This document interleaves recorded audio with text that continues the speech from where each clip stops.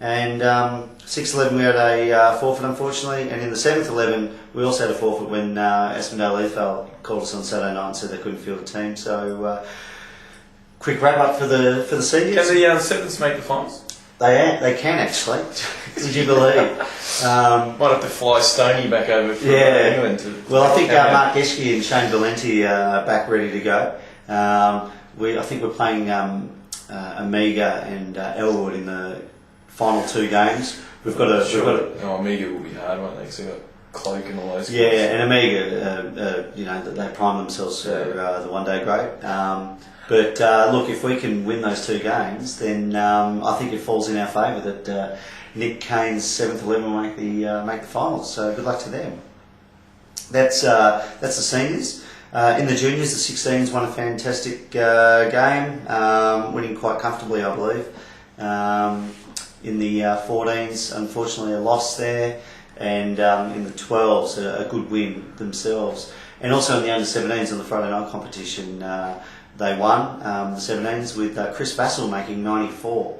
So and Brodie Lawford making, I think, 77 not out. So Brodie's made nearly 400 runs in the under-17s. So.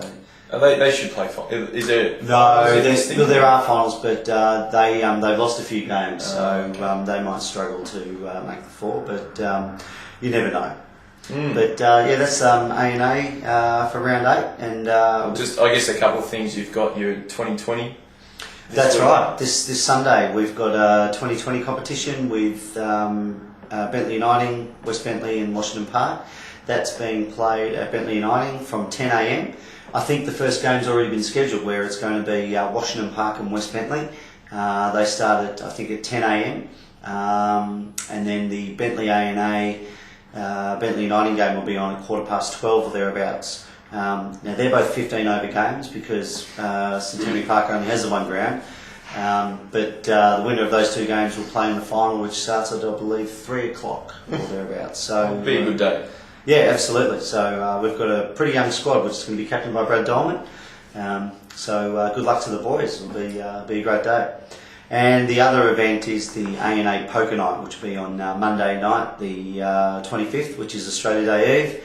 You know, there are no obligations on the Tuesday, so test your hand at poker, and I think it's only $30 entry or thereabouts, so quite cheap in comparison to some other poker tournaments. So get involved, and it could be. It's always a good night. You could have your weekend paid for. Who won it last year?